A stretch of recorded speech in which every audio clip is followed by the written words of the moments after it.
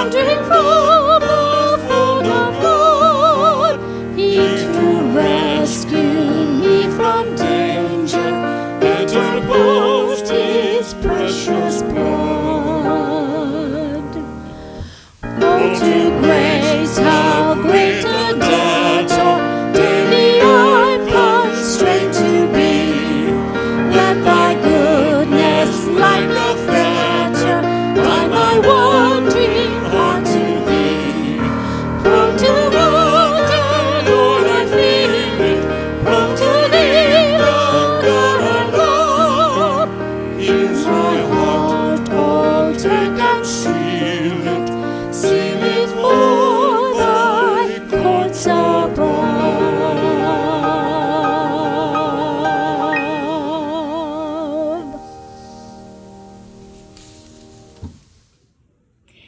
everyone. Welcome to North Charleston United Methodist Church. If this is your first time visiting with us, we say welcome. We have a connection card that we will be posting in our comments here in just a second. If you would take a minute to fill that out, we can get some information back to you about some upcoming events that we have in the church. We have newsletters and emails that go out weekly that lets everybody know what's going on in the life of the church. So we would love to have you connected with us. And if you would take a second to fill that out, we would appreciate it. Speaking of events, we do have some things that I would like to highlight today. We still have our fall festival. It's winding down, but it's not totally over. If you happen to forget to have ordered some pimento cheese or okra soup or those last minute stocking stuffers and you thought, oh shoot, it's already over, you still have some time, you can head over to North Charleston's Fall Festival Facebook page. That's NCUMC Fall Festival. If you type that in, that'll bring up our Facebook page and you can browse and look at some of our stocking stuffer things that have been homemade craft items that members of the church have made. You can also find out information on who to contact if you would like to order soup or pimento cheese. You can always call the church, email the church if you have any questions. So that's still going on, and we would love for you to continue participating in that. So again, if you have any questions, please feel free to reach out to us and to head over to that Facebook page. It's also on our church website. There's a link to all of that as well. Also, I wanted to highlight this year our Turkey Brigade. We are still doing our Turkey Brigade. 2020 cannot stop us from doing that, as well as our Angel Tree. So Turkey Brigade first on November 21st. It's a Saturday. This is the weekend before Thanksgiving. We will be picking up big, large family size boxes that will be a whole meal kit for a family.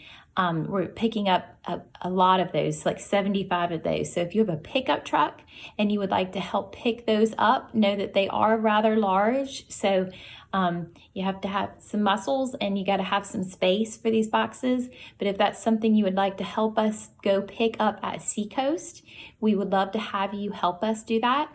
If that's something you can't help with, we also need people to deliver those boxes. You can deliver one or two or more. It depends on how much room you've got and how much you would like to do. So we have places already designated for those boxes.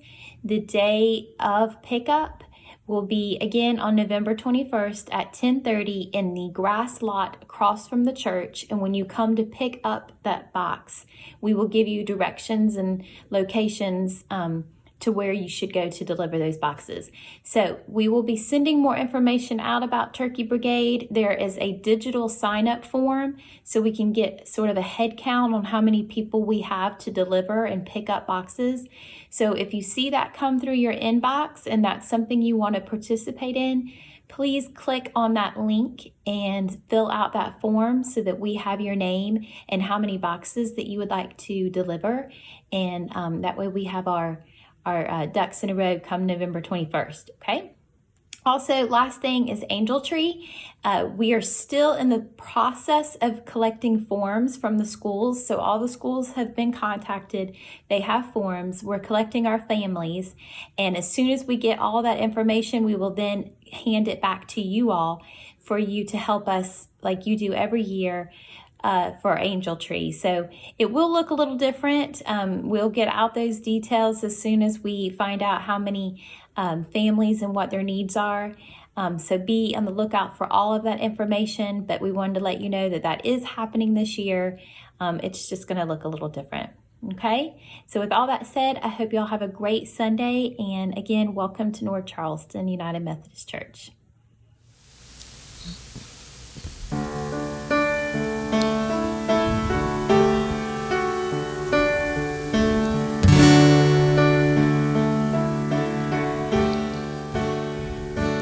In the darkness we were without hope, without light, till from heaven you came running. There was mercy in your eyes to fulfill the law and prophets. To a virgin came the word, from a throne of endless glory to a cradle in the dirt.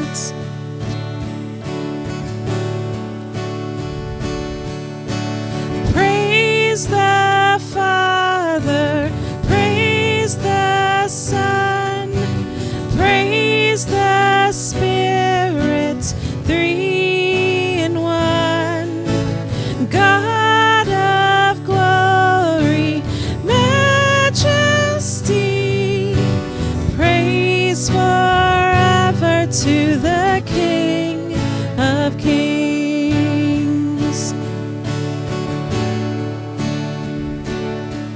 To reveal the kingdom coming and to reconcile the lost, to redeem the whole creation.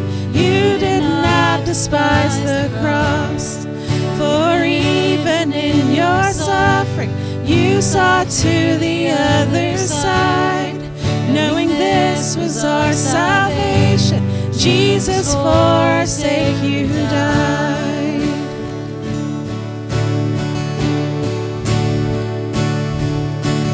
Praise the Father, praise the Son, praise the Spirit, three in one. God of glory, majesty, praise forever to the King of Kings. And in the morning that you rose, all of heaven held its breath, till that stone was moved for good, for the Lamb who conquered death. And the dead rose from their tombs, and the angels stood in awe, for the souls of all who'd come to the Father are restored. And the Church of Christ was born, then the Spirit lit the flame. Now this gospel truth of old shall not kneel, shall not faint. By his blood and in his name, in his freedom I am free. For the love of Jesus Christ, who has resurrected me.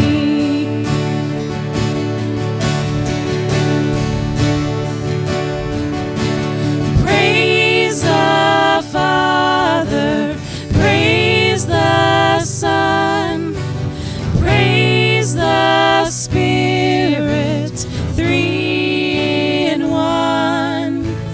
God of glory, majesty, praise forever to the King of Kings.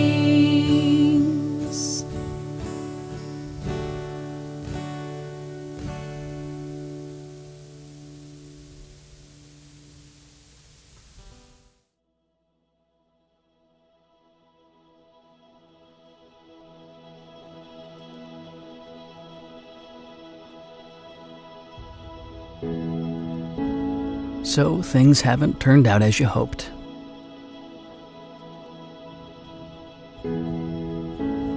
Life took a turn. A bump. A darkened sky. And at times it may have seemed there was no hope.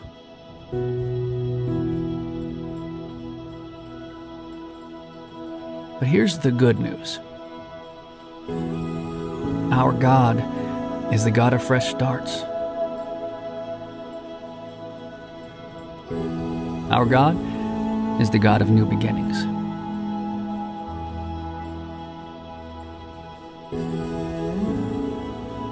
Our God brings new mercies, new compassions, not just once a year, not just when things are bad, but every single morning.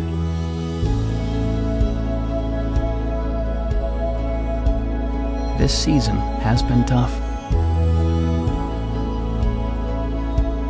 And for many of us, things will never be the same.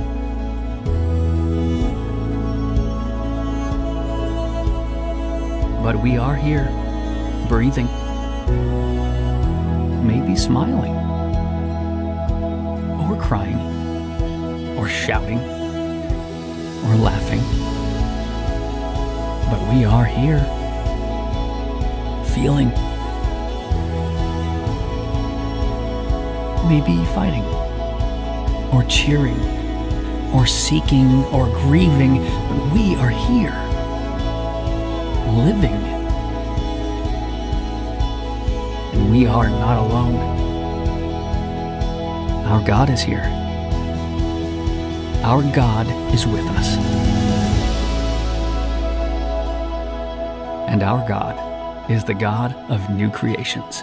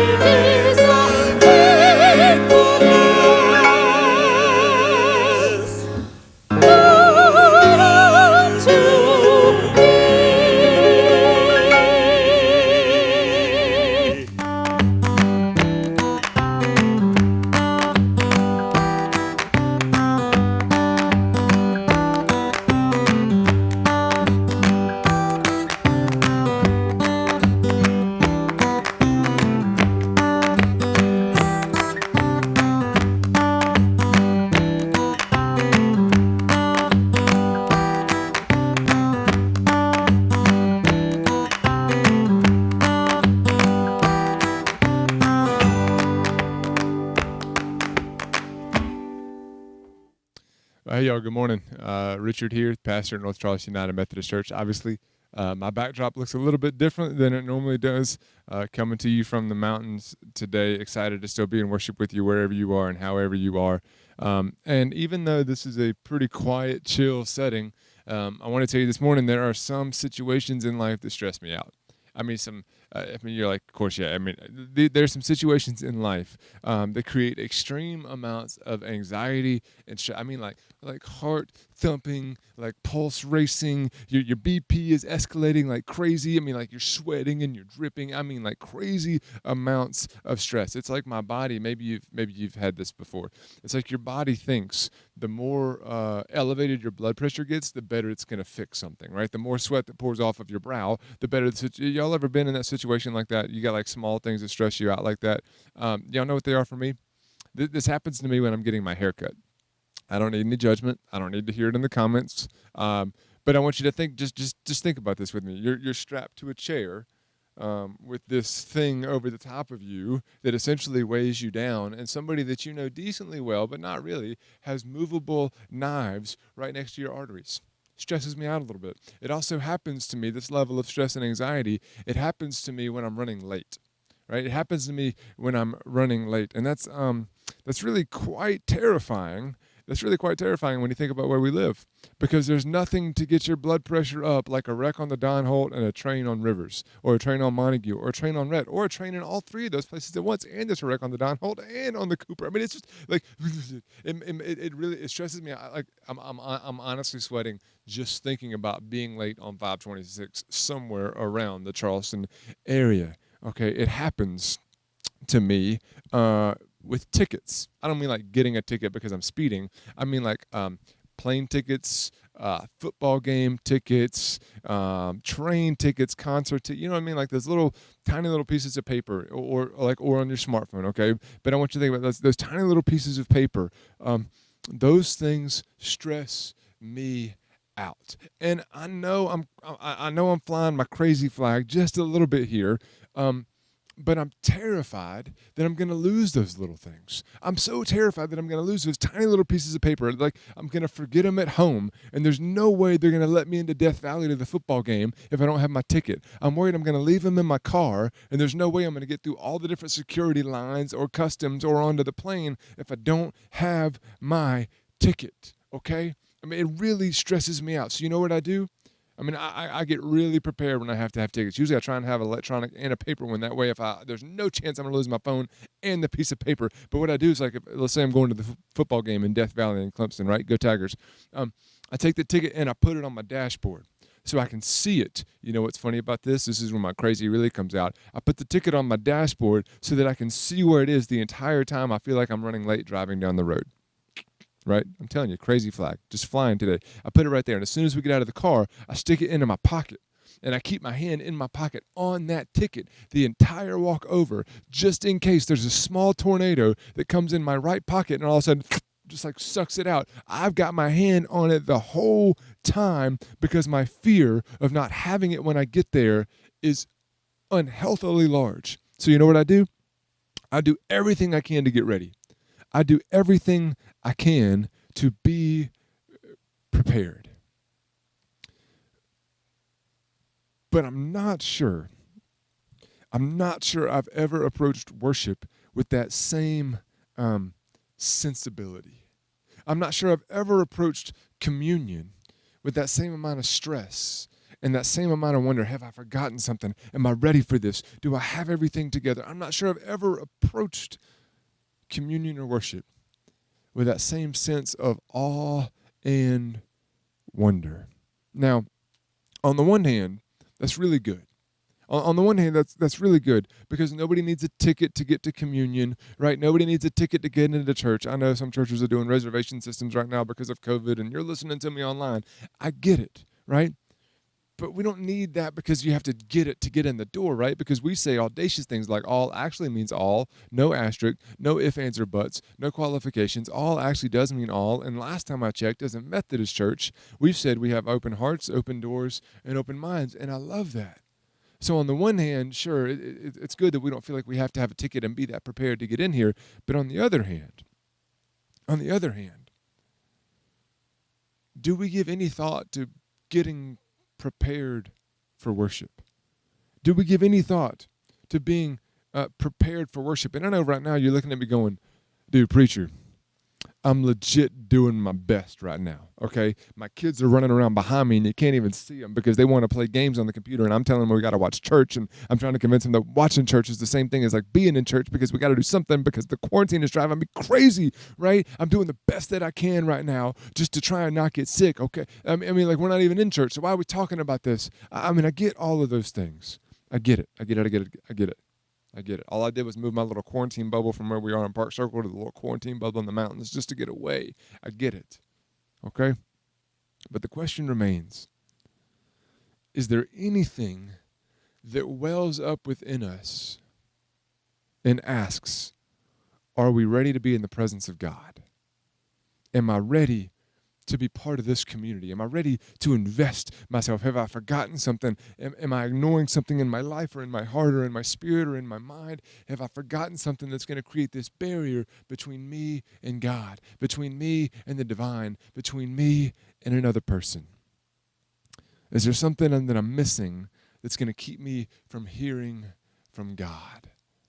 I mean, should we be asking those questions? Did you know in Matthew chapter 5, I got my Bible here, in Matthew chapter 5, verse 23, Jesus said, when you're offering your gift at the altar, if you remember that your brother or sister has something against you, leave your gift there before the altar and first go and be reconciled to your brother and sister, and then come back and offer to your gift. Come to terms quickly with your accusers.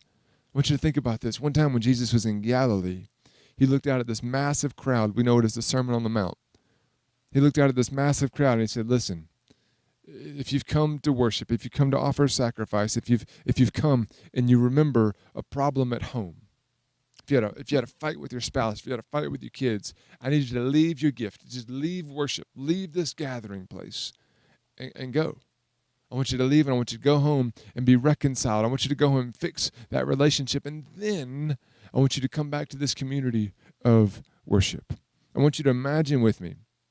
Imagine if you just walked from Monk's Corner all the way to Park Circle, because this is really what he's talking about. Imagine if you walked all the way from Monk's Corner to Park Circle, because he's in Galilee. The temple's in Jerusalem, okay?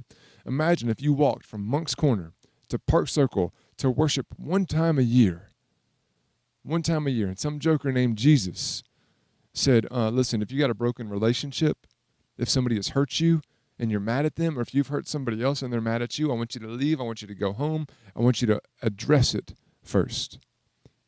You'd be like, are you serious? I mean, who hasn't, Jesus, are you serious? Who hasn't been hurt by somebody else? Who hasn't hurt another person? You'd be looking at your friends like, is this dude for real? Does he really want me to leave right now to go to, like, are you serious? I mean, did he really expect people?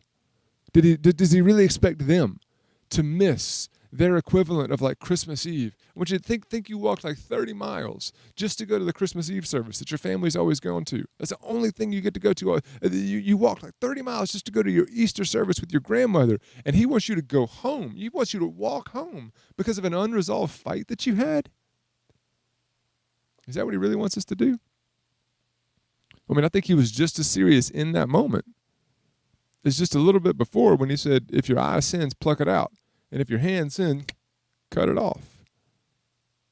I mean, did he really want blind, handless followers? I mean, does he want men? Oh, well, he didn't really want me to pluck my eye out. Does he want men to use that as an excuse for not taking lust seriously? No. Does he expect people to walk all the way back to Galilee from Jerusalem? No. But he did expect them to take forgiveness seriously. He did expect them to take reconciliation seriously. He does, present right now, expect us to take forgiveness and reconciliation seriously. He wanted people to actively pursue healing, saying, it is more important to me that you go heal a relationship with your mom or your dad or your brother or your sister than it is for you to be in worship. He knew the power of forgiveness to change people's relationship with God. He knew the power of forgiveness to change people's relationship with God and people's relationship to one another. So he said, every time you come to worship, I want you to think through your relationships, think through your week, think through if something has broken in you or you have broken somebody else or a pain has happened somewhere in your life. And he says, I want you to go seek that person out that you hurt and apologize. Or I want you to go seek that person out and offer grace. Forgiveness is an active decision. Active decision. And this is something that our culture desperately needs to hear, because I don't think we're a problem-solving culture. I think we like to create problems. I think we like to close our eyes and act like we don't see any problems. There's no problem here. No, I don't know what you're talking about. I can't see anything. That doesn't affect me, so it must not be a problem. This is something we desperately need to hear, because I do not think we live in a problem-solving culture. We might want to leave the problem behind. We might want to hope that it goes away. We might want to sweep it under the rug, but we don't want to address it. Oh, that's too hard to address. Oh, well, that's just going to, we don't need to open up old wounds. Let's just move on and let bygones be bygones. We just need to all get along and act like nothing ever happened. Forgiveness is not acting like nothing ever happened. It's knowing full well that it did and choosing to relinquish your right to retribution. So instead of digging these things up, y'all ever had an infected wound? Did you just cover it up with a Band-Aid and go, it's going to go away? No, you know what they call that? Sepsis.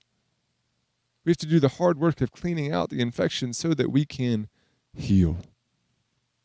And we could be talking about our individual relationships. We could be talking about our group relationships. We could be talking about our church. Shoot, we could be talking about slavery. So you want to talk about a problem that we don't want to address, something we don't want to seek forgiveness and reconciliation over? White folks are quick to say, well, it wasn't me. Doesn't mean it didn't happen. Doesn't mean it doesn't hurt. Doesn't mean we don't have to do something about it.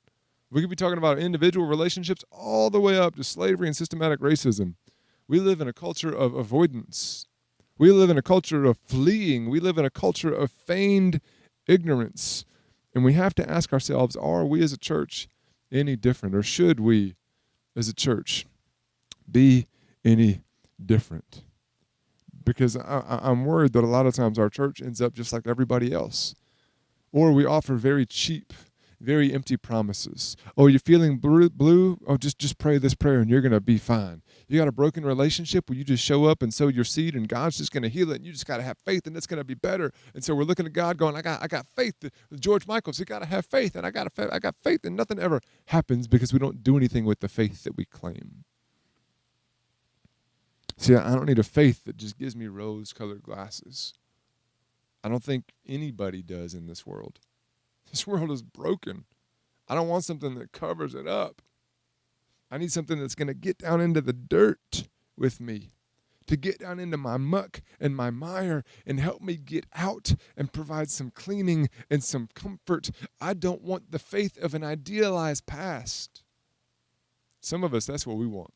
We want a faith of an idealized past that never existed instead of doing the hard work to build a better future. Maybe that's a good litmus test for the faith that we claim. Is our faith based on an idealized past that never existed, or on building a better future for somebody tomorrow? Because I hope that's what we've been doing in this series. Trying to find a way to build a better tomorrow and stop acting like yesterday was so perfect. Because today, I'm going to read you another scripture from Matthew chapter 18 here in just a minute. Because today it's about some action steps. And I got to be honest with you, it's probably one of my least favorite conversations about forgiveness because it's ruthlessly practical. If I found anything about Jesus, it's his most practical application that I find the most difficult. Not because I don't understand it, but simply because I don't want to do it. And today that's kind of one of those days. Because we cannot avoid our anger or our brokenness anymore. So many of us, we've gotten perfect at avoidance. And our avoidance ends up kind of creating a spirit within us that at best is like those volcanoes in Hawaii. It just pops up every now and then, and we think it's kind of nice, but don't get too close because it'll kill you. Or at its worst, it's like Mount St. Helens back in the 80s that literally blew off the side of a mountain, or whatever might happen in Yellowstone sometime soon. I don't know. But this text is begging us to be different. Let me read this to you from Matthew chapter 18. Chapter 18, I'm going to start in verse 15. A little bit of context right before this. He tells the parable of the lost sheep, saying, what shepherd, if they lost 99, wouldn't go find the one? So if you feel like you're the lost one, we will do everything we can to come find you. That was the background where he says, if another member of the church sins against you, go and point that fault out when the two of you are alone. If the member listens, you have regained that one.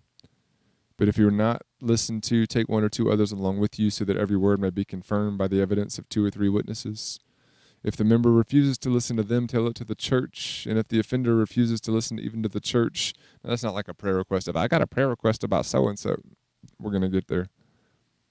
But if they don't listen, let that one be to you as a Gentile or a tax collector, which is interesting because Jesus loved them a whole lot, the outcast. The outcasts were drawn to Jesus because of how much he loved them. It says, truly I tell you, whatever you bind on earth will be bound in heaven, and whatever you loose on earth will be loosed in heaven. Again, truly I tell you, if 2 of you agree on earth about anything you ask, it will be done by my Father in heaven. For where 2 or 3 are gathered in my name, I am there also. I want to be real clear about one thing before we get into the practical application of today. This is not, like big letters, NOT, this is not a 3-step process for kicking people out of the church. Okay? Too many churches are like, oh, we both agree, so you're going to hell. No. This is not some sort of formula for a bunch of white men to get together in a room and determine what is an ethic that Jesus agreed with. This is not for us to get together and go, okay, 3 of us agree on what a sexual ethic is, so if you don't agree with me, then the rest of you must be kicked out because that's what Jesus said, and we're just doing what Jesus said. This is not a 3-step process to kick people out of the church, okay? This is not a process for a few men to get together and agree on what a sin is and kick everybody else out who disagrees, okay? That's not what this is at all. What this is Matthew's attempt to convey Jesus' idea of forgiveness. And if you want to know one thing about Jesus' idea of forgiveness, it's active. It's active. He's saying you got to go seek it out. You have to take the initiative. You have to go after it like what? A lost sheep or a lost coin. He says if a family member or a friend or a church member has sinned against you or hurt you, he says don't stuff it down deep. Don't let it marinate. Don't let it grow. Don't let it fester. Don't ignore it. He says you're not going to feel better about yourself by putting it on Facebook and talking about how woe is me and getting everybody else fired up on social media. So you're not going to feel better about it talking about it in your focus group or your prayer group as some sort of prayer request. He says, no, seek out forgiveness and reconciliation. Go to that person one-on-one and say, listen, that hurt. I don't know if you meant to or not, but that hurt me. This isn't an invitation to like eye for an eye, tooth for a tooth. This isn't an invitation for revenge or retaliation. But it's a simple statement that if we ever want to heal from the wounds of our past, we have to find a way to give voice to the reality that it happened. Y'all ever seen Harry Potter? I love it. Great. You should read it too. Good books, right? There come these moments where Harry and the guy he's fighting against, Voldemort, and everybody called him they who shall not be named. Oh, don't say his name. It's really scary. And Harry's like, it's Voldemort. And then Professor McGonagall's like, you better learn to say it because he's going to try and destroy you. So you need to take some power away by saying his name out loud. Some of us treat our pain like they who shall not be named because we're so afraid of it affecting us. We don't even call it by name. We don't call it out. We don't address it. And in essence, we give it even more power over us because we don't name it.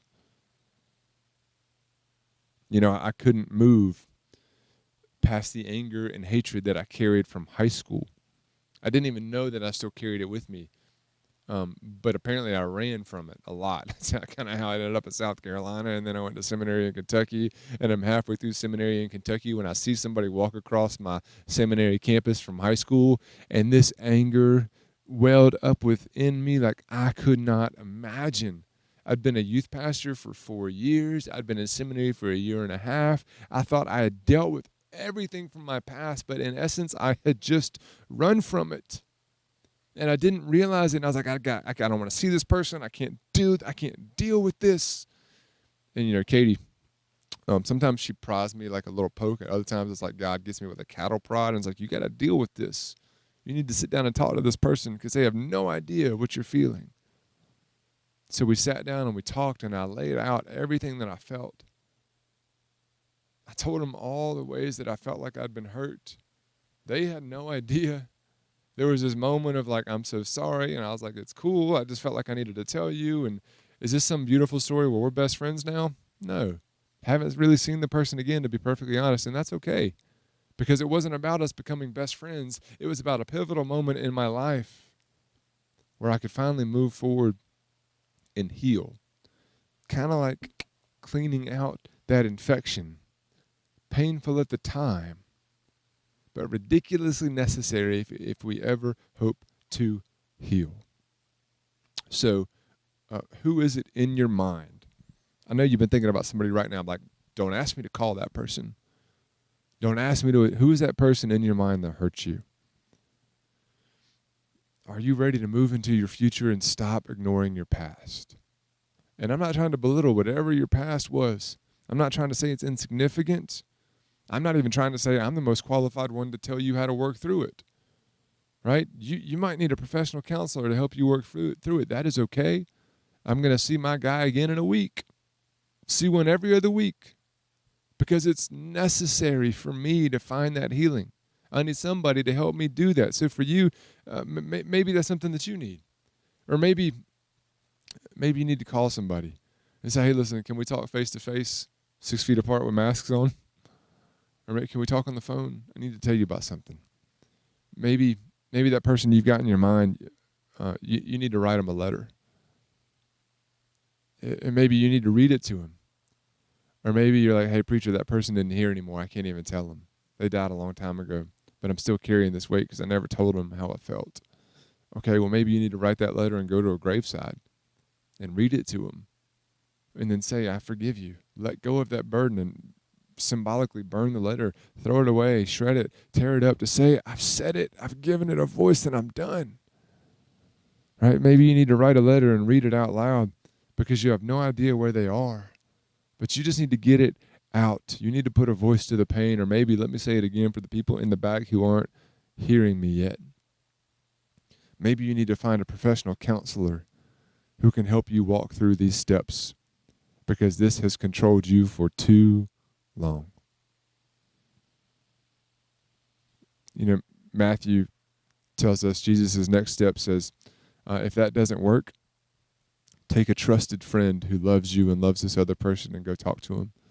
And if that doesn't work, then take a small group. And those might be great steps. They really might. I'm not going to get into those today because I think a lot of us, we want to skip to that next step where somebody else can talk for us.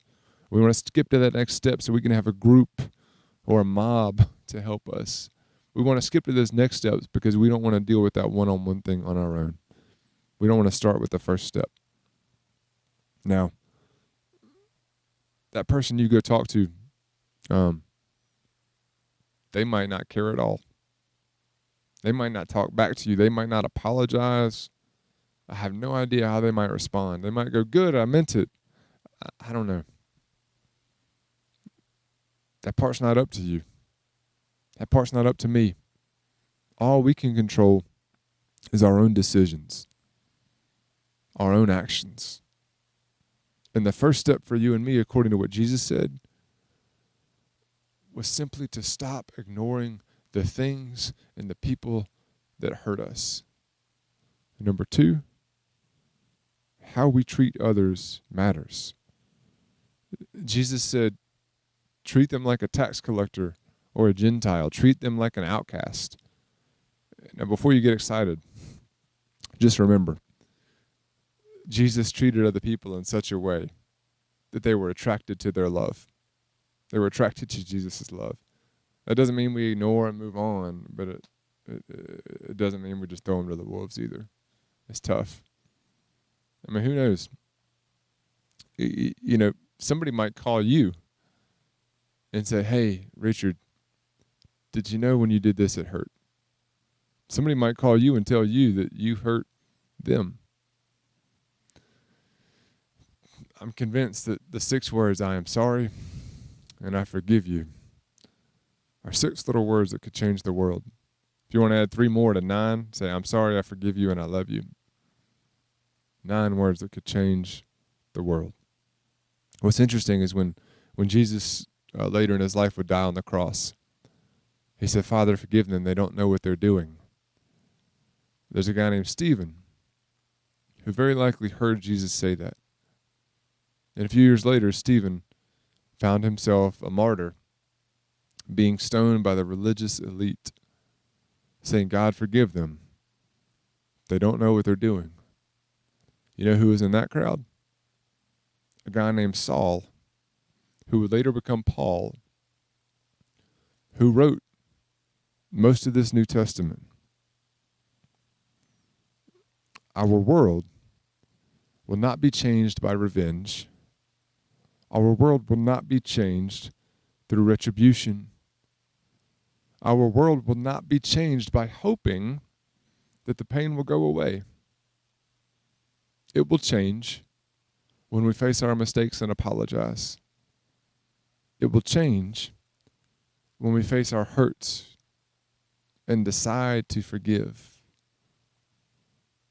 So how will you change your world today? In the name of the Father, Son, and Holy Spirit. Amen.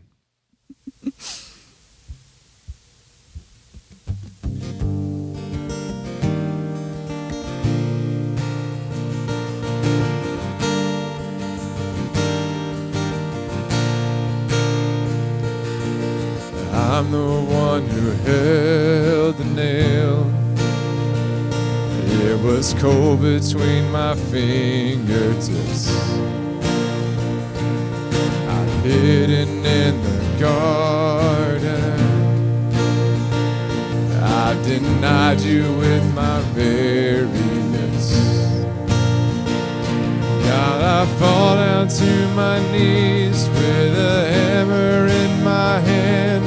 You look at me, arms open,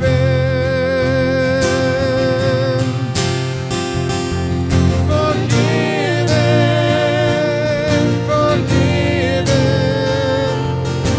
child, there's freedom from all of this. Say goodbye to every sin, you are forgiven.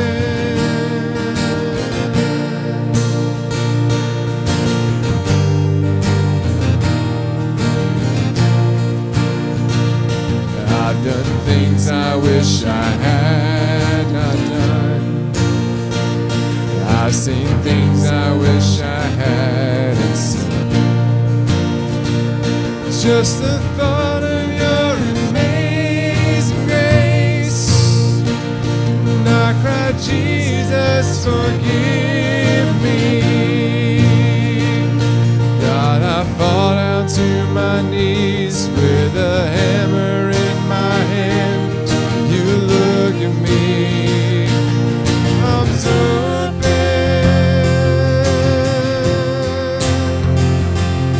forgiven.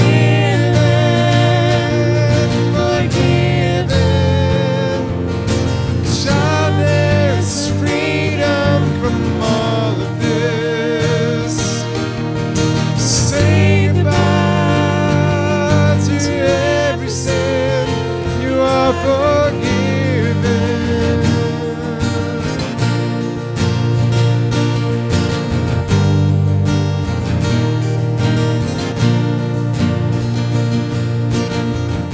I could have been 6 feet under, I could have been lost forever. I should have been in that fire. Now Now there's fire inside of me. Here I am, a dead man walking, no grave gonna hold God's people. All the weight of all our evil lifted away, forever free.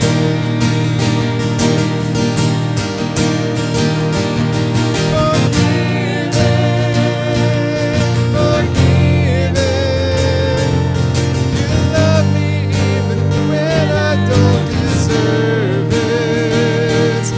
Forgiven, I'm forgiven.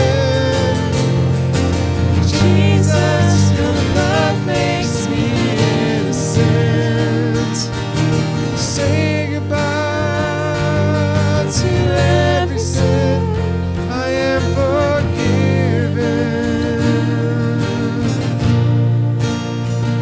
I am forgiven. I am forgiven.